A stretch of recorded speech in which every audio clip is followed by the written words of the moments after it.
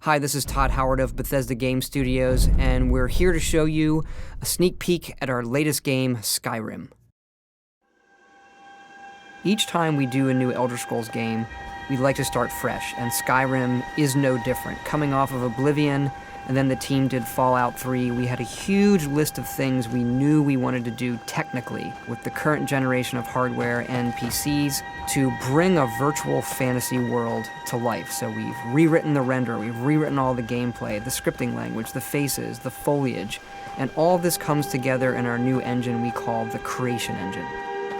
So we're interested in all the little details like this plant here, the medium details of these logs and trees, and all the way up to distant mountains. And if you've played our previous stuff, you know that mountain is not just a backdrop. You can walk all the way to the top of that mountain.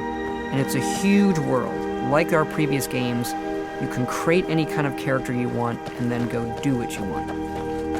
The game's primarily designed as a first-person game, but you can also play in third person.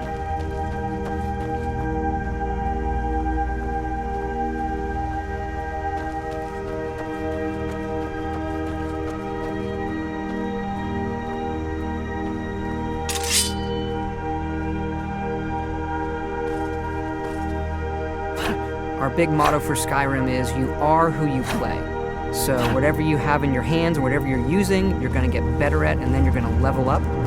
The right trigger does your right hand, and the left trigger does your left hand.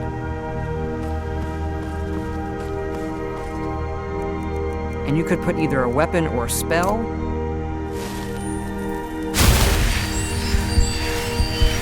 You can also dual-wield spells. What's really cool here is, if you put the same spell in both hands and pull both triggers, you can get a bigger, more powerful version of that spell. Up here we have standing stones. There are 13 of these throughout Skyrim's landscape, and they give you special abilities, but you can only have one of these active at a time.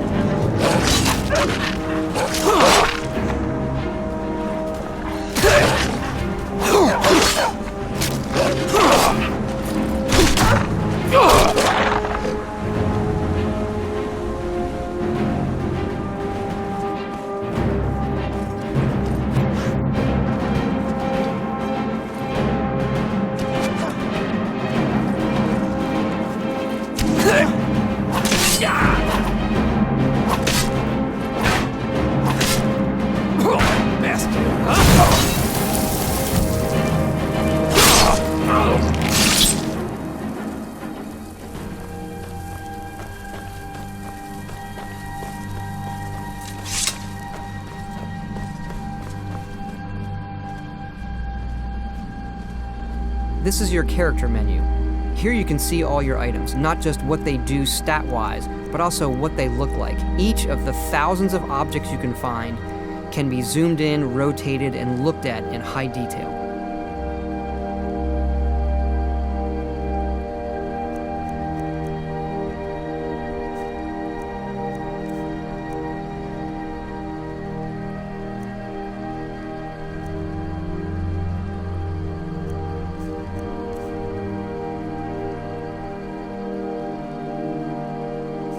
With the skills menu, you look to the heavens, and here you can see all of your skills, how they're progressing, and as your skills increase, you'll push yourself to leveling up. The higher the skill, the more it affects your level progress. And when you level up, you get to pick a perk. Each of these skills has its own perk tree. As you develop your character, it's like the game is drawing this custom constellation for who you are. Lastly, we have the map, and we're just going to pull the camera back here and show you how the level of detail system works in the game. We're just rendering the whole world.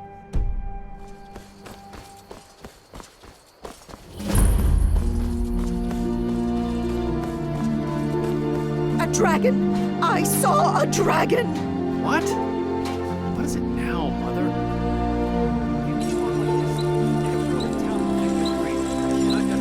Ain't every day we get visitors in Riverwood. Gerda's family first settled here as woodcutters a few generations ago. She and Hod run the mill. I make a decent living sharpening axes and fixing the sawmill.